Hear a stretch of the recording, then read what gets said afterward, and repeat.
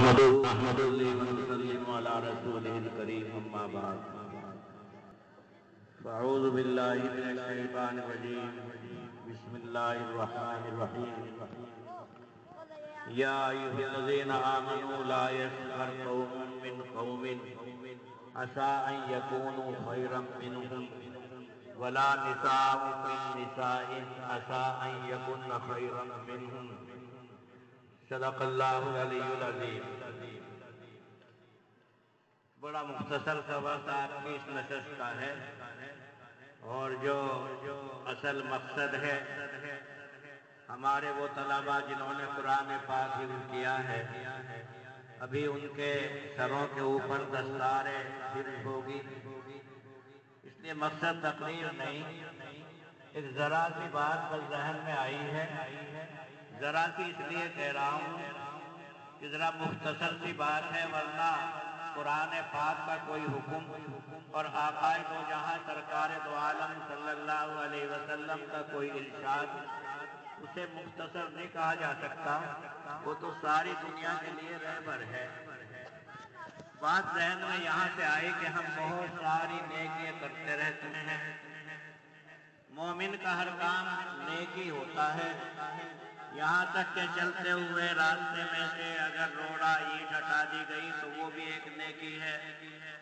اور پھر ہم یہاں آئے ہیں، یہاں علماء کے بیان، علماء کی تقریریں سننے کے لیے ہم یہاں پہنچے، قرآن پاک کی آیتیں ہمارے کاموں میں آئیں تو یہ ایک بہت بڑی نیکی ہے۔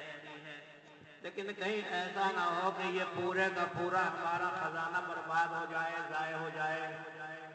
ذرا سوچو، ایک ایسا آدمی جس نے بہت ساری دولت اکٹھی کی ہو، بہت سارا خزانہ اس نے جمع کیا، اب وہ امید لگائے بیٹھا ہے یہ پیسہ میرے کام آئے گا، میری اولاد کے کام آئے گا، میرے رشتہ داروں کے کام آئے گا، لیکن کوئی ایسا طوفان آ گیا کہ وہ طوفان پورے کے پورے خزانے کو ڈبو کر کے لے گیا، پورا خزانہ برباد ہو گیا، تو اس کو کتنا رنج، کتنا غم ہوگا۔ بس یہی سمجھیے، ایک مرتبہ ہمارے نبی صلی اللہ علیہ وسلم نے سوال کیا، بتلاؤ سب میں زیادہ قابل رحم کون شخص ہے، یعنی کون ایسا آدمی ہے جس کے اوپر دیکھو، جس کو دیکھ کر کے تمہیں رحم آنا چاہیے۔ تو صحابہ تو خاموش رہے، آپ نے ارشاد فرمایا، دیکھو سب میں زیادہ رحم کے قابل وہ شخص ہے جو دنیا میں آیا اور دنیا میں اس نے بہت سارے نیکیاں بھی کی، لیکن جب وہ اللہ کے سامنے قیامت میں پہنچا تو بہت سارے حق والے اکٹھے ہو گئے۔ کسی نے کہا اے اللہ یہ وہ شخص ہے جس نے ہمارے 2 پیسے دبائے تھے، کسی نے یہ دعویٰ کیا اے اللہ یہ وہ شخص ہے جس نے بغیر کسی بات کے مجھے گالیاں دی تھی، کسی نے کہا اے اللہ یہ وہ شخص ہے جس نے میرے اوپر جھوٹے الزام لگائے تھے۔ آج یہ انصاف کا دن ہے، اور انصاف کے دن کا تقاضا یہ ہے کہ ہمیں اس کا بدلہ دیا جائے۔ اب وہاں بدلے میں کیا دیا جائے؟ اگر روپیہ کسی کا آپ نے دبا لیا ہے تو روپے کے بدلے میں وہاں روپیہ تو ہے نہیں، وہاں تو سکہ نہیں چل رہا، کاغذ نہیں ہے، وہاں یہ نوٹ نہیں ہے آپ کے۔ اگر کسی کو گالیاں دے دی ہیں، کسی کو تنگ کیا ہے، کسی کے اوپر جھوٹے الزام لگائے ہیں، اب اس کا بدلہ وہاں کیا دیا جائے؟ اور دن ہے انصاف کا، اور انصاف دلانے کے لیے وہ ذات بیٹھی ہے کہ جس کے آنکھوں کے سامنے کوئی چیز چھپی نہیں رہ سکتی، اسے ہر چیز کا علم ہے۔ تو فرمایا اللہ کے نبی صلی اللہ علیہ وسلم نے کہ ایسے وقت میں یہ حق والے جب اللہ کے سامنے جمع ہو جائیں گے تو اس کی جو نیکیاں ہیں وہ نیکیاں ان میں تقسیم کر دی جائیں گی۔ کسی کا کوئی حق دبایا، اب اس حق دبانے میں کہا جائے گا کہ دیکھو اس کے نام عمل میں جو یہ 10 نیکیاں ہیں یہ تمہیں دے دی گئی، اب 10 نیکیاں کم ہو گئی۔ پھر دوسرا حق والا آ گیا، صاحب اس نے مجھے بغیر کسی بات کے ستایا تھا، گالی دی تھی، 5 نیکیاں ہم سے مل گئی۔ پھر تیسرا حق والا آ گیا، اس نے کہا صاحب اس نے میرے اوپر یہ جھوٹے الزام لگائے تھے، اب 5 نیکیاں 10 نیکیاں اس کے نام عمل میں سے اسے دے دی گئی۔ اب بھی کچھ ایسے لوگ باقی رہ گئے جن کا حق ہے اور نیکیاں ختم ہو گئی، تو فرمایا ہمارے نبی صلی اللہ علیہ وسلم نے اب ان حق والوں کا گناہ اس کے سر کے اوپر ڈال دیا جائے گا۔ اور کہا جائے گا یہ گناہ ہے، یہ گناہ کا بوجھ اب تو اٹھا۔ اب ذرا سوچو، یہ ساری نیکیاں جو ہم کما کر کے لے گئے یہ تو سب کی سب ضائع ہو گئی، یہ سب کی سب برباد ہو گئی۔ تو فرمایا ہمارے نبی صلی اللہ علیہ وسلم نے یہ آدمی واقعی رحم کے لائق ہے، اور رحم ہونا بھی چاہیے۔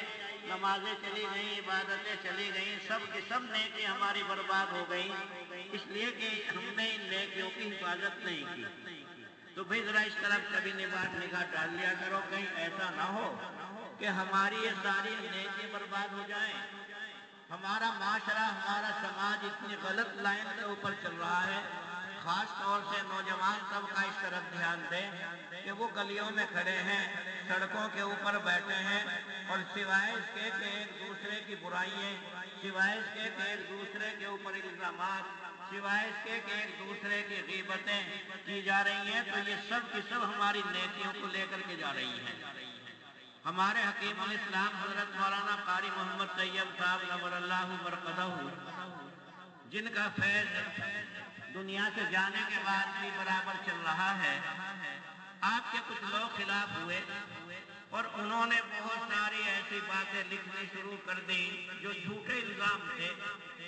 وہ اخبار ایک مرتبہ آپ کے سامنے لا کر رکھ دیا گیا کہ حضرت دیکھو اس اخبار والے نے آپ کے اوپر کیسے کیسے الزام لگائے ہیں۔ تو آپ مسکرائے اور کہا کہ اچھا بھئی یہ تو بڑا اچھا آدمی ہے۔ سننے والے کہنے لگے کہ یہ تو آپ کی برائیاں کر رہا ہے، یہ اچھا کیسے ہے؟ تو آپ نے ارشاد فرمایا ارے بھائی اس کا تو ہمارے اوپر احسان ہے۔ جی احسان کیسا ہے؟ کہ دیکھو نیک کام کر تو یہ رہا ہے اور یہ نیکیاں ہمارے نام اعمال میں آ رہی، تو اس سے اچھا احسان والا اور کون ہوگا؟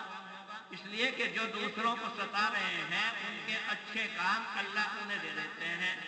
تو نیکیاں تو کوئی کرے اور وہ نیکیوں کا صلہ، نیکیوں کا بدلہ مل جائے کسی اور کو، یہ حال ہوتا ہے ہمارے بزرگوں کا۔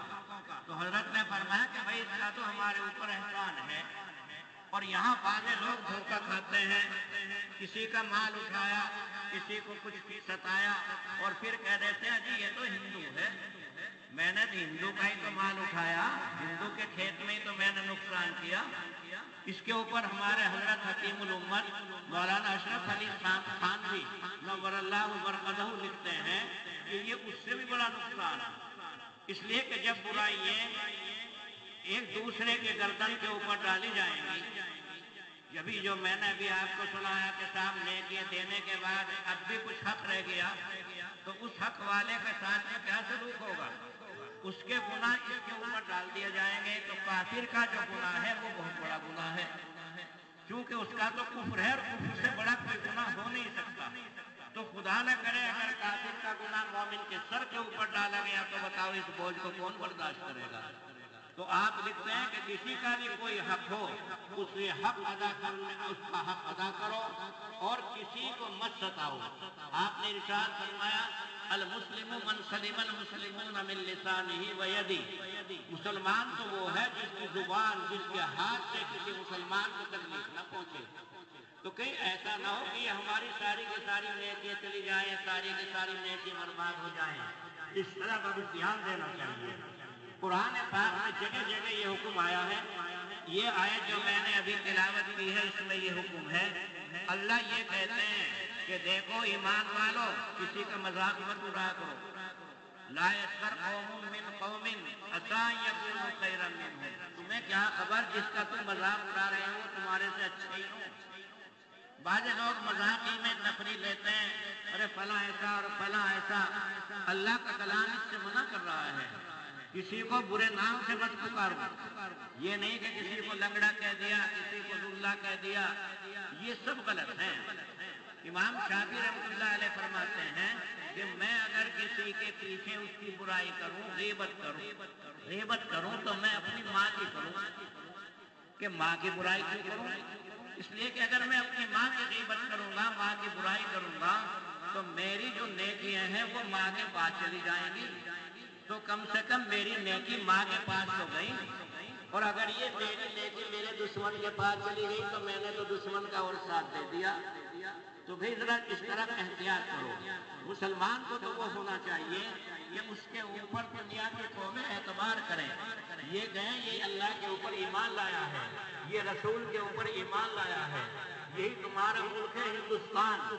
آج اس ملک کا حال یہ ہے کہ یہاں کی ایک بہت بڑی آبادی یہ کہتی ہے کہ یہ مسلمان اگر اس ملک میں رہیں تو اچھا ہے. کیوں؟ ہم نے اپنے عمل سے، ہم نے اپنے رہنے سے انہیں یہ بتایا کہ ہم تمہیں ستا تو سکتے ہیں، ہم تمہیں آرام نہیں پہنچا سکتے. حالانکہ یہی ملک ہے ہندوستان.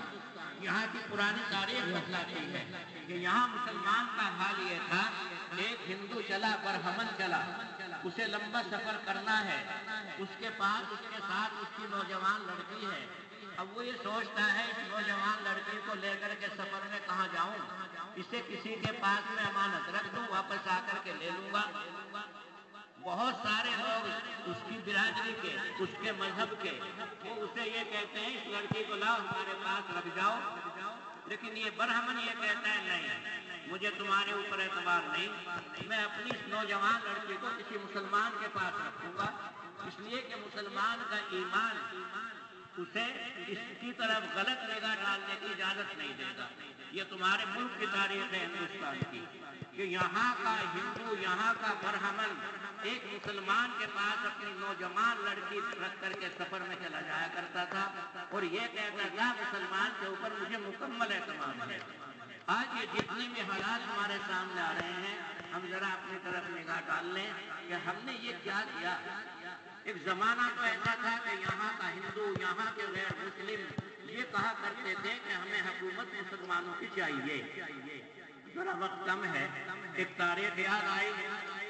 ایک جب اسلام دنیا میں پھیلنا شروع ہوا تو اس قاعدہ یہ ہے، شریعت کا قاعدہ یہ ہے کہ اگر کسی ملک کے اوپر، کسی گاؤں کے اوپر، کسی شہر کے اوپر مسلمان فوجیں قبضہ کریں تو پہلے انہیں ایمان کی دعوت دو، اسلام کی دعوت دو. وہ اگر اسلام لے آئے تو اب ان کے ساتھ لڑنا جائز نہیں، بلکہ یہاں تک لکھا گیا ہے کہ ذرا کان لگا لو، سن لو. اگر اس گاؤں کے اندر سے، شہر کے اندر سے، قصبے کے اندر سے اذان کی آواز آئی ہے تو سمجھ لو یہاں کے رہنے والے مسلمان ہیں، ان کے ساتھ جہاد کرنا، ان کے ساتھ جنگ کرنا جائز نہیں. شاہی زمانہ تھا، مسلمان بادشاہ تھا، ایک ملک کے اوپر قبضہ ہوا، مسلمانوں کی حکومت قائم ہو گئی. ایک زمانہ گزرنے کے بعد میں وہاں اس شہر والوں نے دوسرے مسلمان بادشاہ کے یہاں دعویٰ دائر کیا کہ انہوں نے جو ہمارے شہر کے اوپر قبضہ کیا ہے یہ قبضہ ان کا غلط ہوا ہے، انہوں نے شریعت کے حکم کی پابندی نہیں کی، انہوں نے ہمیں ایمان لانے کی، اسلام لانے کی دعوت نہیں دی، تو لہذا یہ قبضہ جائز نہیں. جس وقت یہ مقدمہ مسلمان بادشاہ کے یہاں پہنچا ہے اور انہوں نے اس کی تحقیق کی تو بات صحیح نکلی. انہوں نے حکم دیا کہ شہر مسلمان خالی کر دیں. ہمارا مقصد یہ نہیں کہ ہم دنیا کے اوپر قبضہ کریں گے، ہمارا مقصد اسلام کا پھیلانا ہے، ہمارا مقصد اللہ کے نبی صلی اللہ علیہ وسلم کی تعلیم کو عام کرنا ہے. تو لہذا مسلمان شہر خالی کریں اور دوبارہ پھر جنگ لڑی جائے. جس کا قبضہ ہو جائے اب یہ شہر اس کا. وہی شہر جس کے رہنے والے عیسائی تھے ایک دم بادشاہ کے سامنے آ کر کے کھڑے ہو گئے اور کہا کہ ہم نے آپ کا انصاف دیکھا لیکن ہم حکومت آپ ہی کی چاہتے ہیں، ہم حکومت اپنے لوگوں کی نہیں چاہتے، ہم عیسائیوں کی حکومت نہیں چاہتے. یہ عیسائی لوگ تو وہ ہیں جنہوں نے ہمارے اوپر ظلم ڈھائے ہیں اور مسلمان جب سے یہاں پر آئے ہیں تو ہمارے لیے امن ہو گیا، ہمارے لیے سکون ہو گیا، لہذا ہمارے شہر کو جوں کا تو مسلمانوں ہی کے قبضے میں رہنے دو. ذرا سوچئے، ایک زمانہ تو تھا کہ دنیا کے لوگ یہ کہا کرتے تھے ہم تمہیں حاکم بنا کر کے رکھنا چاہتے ہیں، اور آج کا یہ زمانہ آ گیا کہ ہم کہتے ہیں کہ ہمیں مظلوم بنا کر کے، رعایا بنا کر کے رہنے دو، لیکن دنیا کے لوگ یہ کہتے ہیں تم اس لائق بھی نہیں ہو کہ رعایا بن کر کے رہ سکو. تو بھائی ذرا اس طرف دھیان دو. آج بالکل چاروں طرف سے آپ کا ملک اس بات کی دعوت دے رہا ہے کہ اپنی جگہ اس ملک میں بناؤ، کس طریقے سے تم یہاں پر رہ سکتے ہو، اور یہاں رہنے کا طریقہ اس کے علاوہ کچھ نہیں ہے کہ جو ہمارے نبی صلی اللہ علیہ وسلم نے اخلاق ہمیں بتائے ہیں، حسن سلوک بتلایا ہے، ہمیں یہ سبق سکھایا گیا ہے کہ دیکھو کوئی بھی اس زمین کے اوپر رہنے والا ہو، مسلمان ہو، ہندو ہو، عیسائی ہو، سکھ ہو، سب کی عزت